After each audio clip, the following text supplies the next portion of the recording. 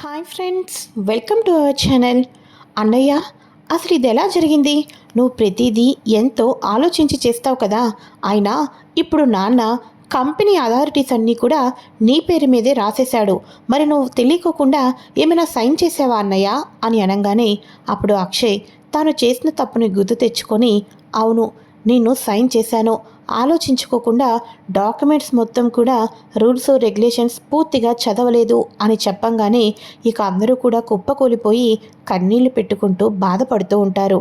ఇది ఇలా ఉండంగా 10 నిమిషాల్లో బ్యాంకు వాళ్ళు ఇంటిని స్వాధీనం చేసుకోవాలి. ఇక 80 కోట్లు మీరు తీర్చలేరని మాకు అర్థమైపోయింది కాబట్టి ఈ పేరు మీద ఉన్న ఇంటిని మేము స్వాధీనం చేసుకోవాలి, సీజ్ చేస్తున్నాం, మీకు 2 అవర్సే ఇస్తున్నాం అని చెప్పేసి అనగానే ఇంట్లో ఉన్న వాళ్ళందరూ ప్రాధేయపడతారు.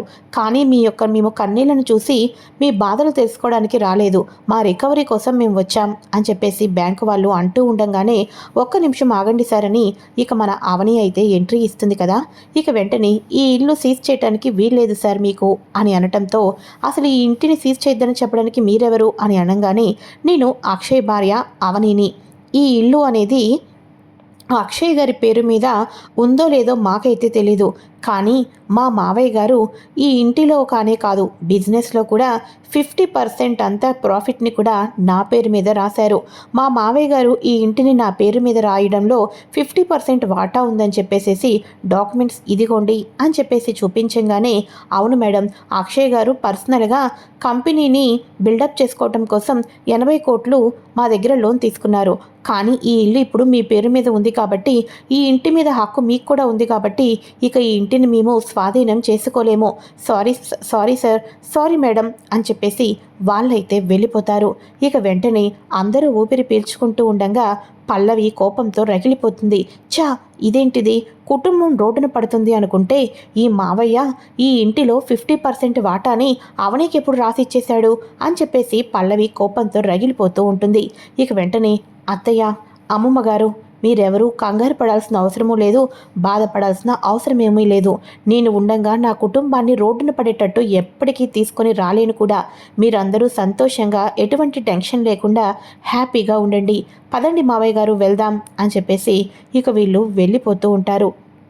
ఇక వీళ్ళు వెళ్ళంగానే మొత్తానికి అక్షయ్ అయితే, ఏంట్రా ఇంకా చూస్తున్నారు, మీ లగేజ్లన్నీ ప్యాక్ చేసుకుని రండి రండి అని అనగానే, ఎక్కడికన్నయ్యా అని చెప్పేసి అంటూ ఉండగా, ఎక్కడికా, ఆ అవని భిక్షరా ఇదంతా కూడా, అవని ఆస్తి అదంటారా ఇదంతా, నాన్న అవని పేరు మీద రాసాడని చెప్తున్నప్పుడు అవని పెట్టిన భిక్ష దగ్గరని తీసుకోవాల్సిన అవసరం మనకేముంటుంది, కాబట్టి ఈ ఇంట్లో మనం ఉండాల్సిన అవసరం ఏమీ లేదు అని చెప్పేసి అనగానే ఒక్కసారిగా శ్రీకర్, కమల్, అన్నయ్య, మనం ఈ ఇంట్లో లేకపోతే ఇంకా మన మీద న్యూసెస్ ఎక్కువ వస్తూ ఉంటాయి, మనం ఈ ఇంట్లోనే ఉండాలి, సమస్యకు పరిష్కారం చూడాలి, కానీ ఏ సమస్య అయినా సరే అవనిని భూతద్దంలో పెట్టి చూడటం ఎంతవరకు కరెక్ట్ అన్నయ్యా అని చెప్పేసి అనగానే ఇక అప్పుడు ఎప్పుడు కూడా నోరు తిరగవని అమ్మమ్మ గారు ఉంటారు కదా, రాజేంద్ర ప్రసాద్ వాళ్ళ అమ్మగారు, ఒరే పెద్దోడా, ఆవేశంలో నిర్ణయాలు తీసుకోవటం కాదురా, ఆలోచించి మంచి నిర్ణయాలు తీసుకోవటం మంచిది.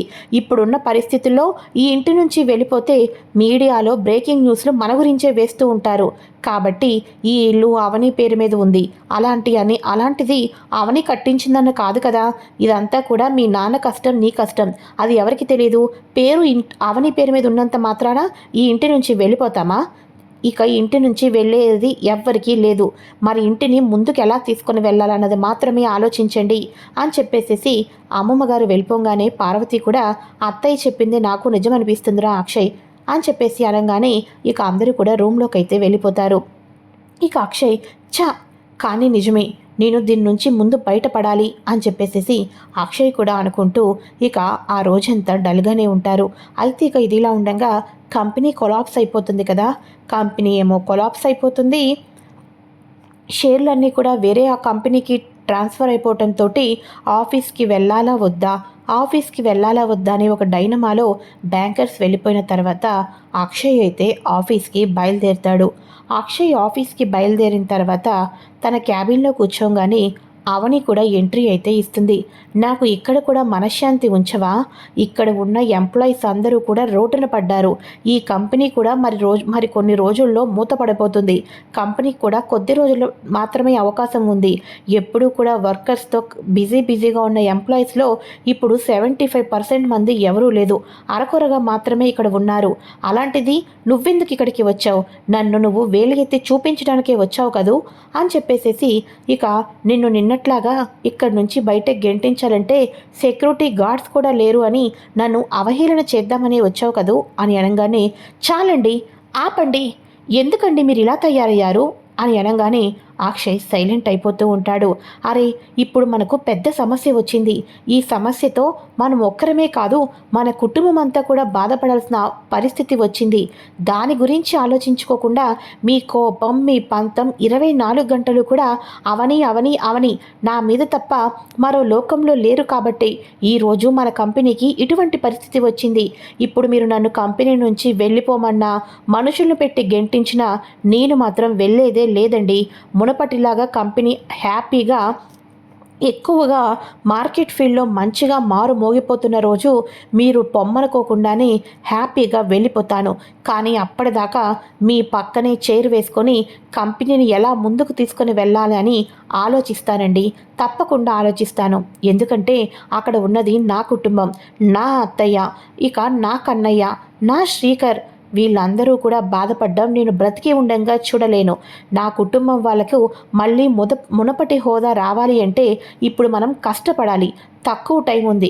ఈ తక్కువ టైంలో ఏదో ఒక మార్కెట్లో ఒక్క అడుగు ముందుకు వేసినా మన కంపెనీని ఇక క్లోజ్ చేసే అవకాశం కూడా ఎవరికీ రాదు. అరే, ఆ కోణంలో ఆలోచించుకోకుండా 24 గంటలు నన్నెలా బాధ పెట్టాలా, నన్నెలా ఏడిపించాలా అన్న కోణంలోనే ఆలోచిస్తున్నారు మీరు ముందు ఈ ఆలోచనని మారుకోండి. మిమ్మల్ని ఇన్ఫ్లుయెన్స్ చేసిన వాళ్ళను మీరు అర్థం చేసుకోవాలి. మీరు నా దీంట్లో పడిపోయి నన్ను ఏ మాటలతో బాధ పెట్టాలా అనే ఆలోచనలో పడిపోయి పూర్తిగా కంపెనీని మర్చిపోతున్నారన్నది మీకు ఎందుకండి అర్థం కావటం లేదు? నిన్న 2 డీలర్స్ వచ్చారు, వెనక ముందు ఆలోచించకుండా సైన్ చేసేశారు. అరే, ఆ డీలర్స్ ఎవరు? ఆ డీలర్స్ వెనకతలు ఎవరున్నారు? ఇంతకాలం మార్కెట్ ఫీల్డ్లో మాకు శత్రువులు లేరు కదా, ఇప్పుడు కొత్తగా శత్రువులు ఎక్కడి నుంచి వచ్చారు? వస్తే అసలు వాళ్ళు ఎవరు? ఈ కోణంలో మీరు ఆలోచించాలి కదండి. ఇలా ఆలోచించుకోకుండా ఎందుకు ఇలా మీరు తయారవుతున్నారు అని చెప్పేసేసి అవని అయితే అక్షయ్కి వార్నింగ్ ఇస్తుంది. రండి, కూర్చోండి, మనకి 1 వీక్ టైం ఉంది. ఈ 1 వీక్ టైంలో కంపెనీని కూడా సీజ్ చేయకుండా ఉండాలి అంటే మనం ఏదో ఒక్క షేర్ అయినా రప్పించుకోవాలి, ఒక్క అడుగైనా ముందుకు వేయాలి, కొంచెం ప్రాఫిట్ అయినా రావాలి అని చెప్పేసి అవని బండెడు ఫైల్స్ అన్నీ తీసుకొని వచ్చి అక్షయ్తో దీక్షణంగా కూడా వర్క్ చేస్తూ ఉంటుంది. అప్పుడు అక్షయ్ అనుకుంటూ ఉంటాడు, అవని ఎంత ఫోకస్డ్గా చేస్తుంది ఈ వర్క్ అంతా కూడా. ఇంతకాలం అవనిని నోటికి ఇష్టం వచ్చినట్టు మాట్లాడాను, కానీ అవనిలో ఉన్న తాపత్రయం, కసి చూస్తుంటుంటే కుటుంబం మీద తనకి ఎంతో ప్రేమ ఉన్నట్టు అనిపిస్తుంది. నేనే ఏదైనా అవని విషయంలో తప్పు చేశానే అనే అనుమానం కూడా వస్తుంది అని చెప్పేసేసి అక్షయ్ అయితే అనుకుంటూ ఉంటాడు. సరే అయితే ఇక మొత్తానికి ఈవినింగ్ దాకా అలానే ఇద్దరు వర్క్ చేసుకుంటారు కదా. ఇక టైం అవుతుంది. ఇక వెంటనే చూడండి, ఇంటికి వెళ్ళండి, హ్యాపీగా ఉండండి. రేపు మార్నింగ్ ఏదో ఒకటి జరుగుతుంది, అంతేగాని మీరు టెన్షన్ పడద్దు, నేను కూడా వెళ్తాను అని చెప్పేసి అనగానే సరే అయితే అని చెప్పేసేసి అక్షయ్ అయితే వెళ్తాడు. కానీ అక్షయ్ ఏం చేస్తాడంటే ఫస్ట్ వచ్చేసేసి ఒక బార్ దగ్గరికి అయితే తిన్నగా వెళ్తాడు. బార్ దగ్గరికి వెళ్ళిన తర్వాత లోపలికి వెళ్దాం అనుకునేసరికి లేదు, బార్లోకి వెళ్ళి తాగినంత మాత్రాన నా బాధ అంతా తగ్గిపోతుంది, కానీ కుటుంబానికి వచ్చిన బాధ తగ్గిపోదు కదా. అవని చెప్పిన మాట కూడా నిజమే. సమస్యకు పరిష్కారం ఎత్తుక్కోవాలి, కానీ సమస్యలో నాలో తగ్గుముఖం పట్టించుకోవటం కోసం నేను మందు తాగటం కరెక్ట్ కాదు అని చెప్పేసి మళ్ళీ కారులో నుంచి దిగిన అక్షయ్ మళ్ళీ కారిడోర్ ఓపెన్ చేసి వెళ్తూ ఉండగా అప్పుడే ఒక్కసారిగా డీలర్స్ ఇద్దరు వస్తారు కదా, మోసం చేసిన డీలర్స్, వాళ్ళు కారులో వెళ్తూ స్టార్ట్ అవుతూ ఉంటారు. వీలే కదా నన్ను మోసం చేసిన డీలర్స్, నా శత్రువులు, అంటే నాకు బిజినెస్ రంగంలో శత్రువులు ఉన్నారు, వాళ్ళెవరో నేను తెలుసుకోవాలి అని చెప్పేసేసి అక్షయ్ వాళ్ళని ఫాలో అవుతూ వెళ్తూ ఉంటాడు. ఇదేంటిది, చక్రధర్ మావయ్య ఇంటి దగ్గర కారు ఆపారేంటి వీళ్ళు అని అక్షయ్ అనుకుంటూ ఉంటాడు. వాళ్ళు చక్కగా కారు దిగటంతో పాటు ఇంకో 2 కేసులు కొన్ని ఆల్కహాల్ బాటిళ్లు పట్టుకొని లోపలికైతే వెళ్తారు. ఇదేంటిది, చక్రధర్ మావయ్యతో వెళ్తున్నారు, ఇదంతా కూడా చక్రధర్ మావయ్య కొంపతీసి చేయించాడా ఏంటి అని చెప్పేసేసి అనుకుంటూ ఉండగా కొంచెం ముందుకు వెళ్ళి విండో దగ్గర ఉంచొని మొత్తం చూస్తూ ఉంటాడు అక్షయ్. రండి రండి, వచ్చేసారా? నా శత్రువులు నా మిత్రులు మీరు. లేదు లేదు, మిమ్మల్ని నేను మిత్రులు అనటం కూడా చాలా తక్కువే. ఇక నా శత్రువుల్ని చీల్చి చెండాల్సిన దేవుళ్ళు మీరిద్దరూ కూడా.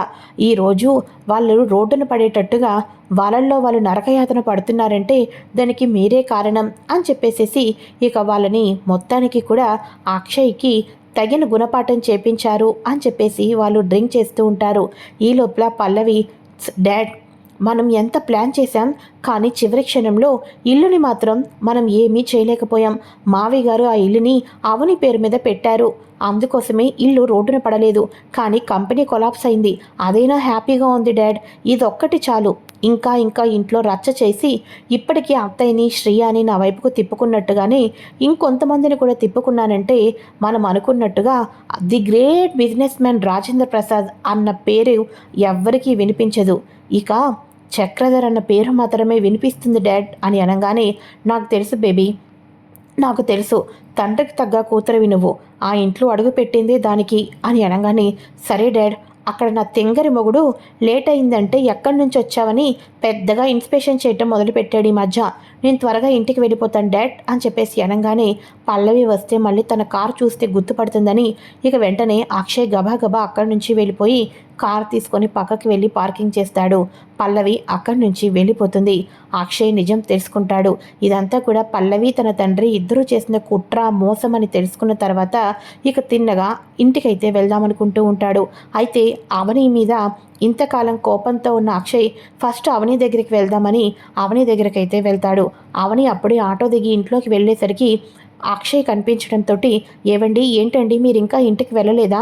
మీరు ఎప్పుడో బయలుదేరారు కదా. మధ్యలో ఆరాధ్యకి మావయ్య గారికి కావాల్సిన కొన్ని ఐటమ్స్ తీసుకొని వచ్చాను, అందుకనే లేట్ అయింది అని చెప్పేసి అనగానే, అవని, నిజంగా మన శత్రువులు మన పక్కనే ఉన్న ఒక్కొక్కసారి తెలుసుకోలేము.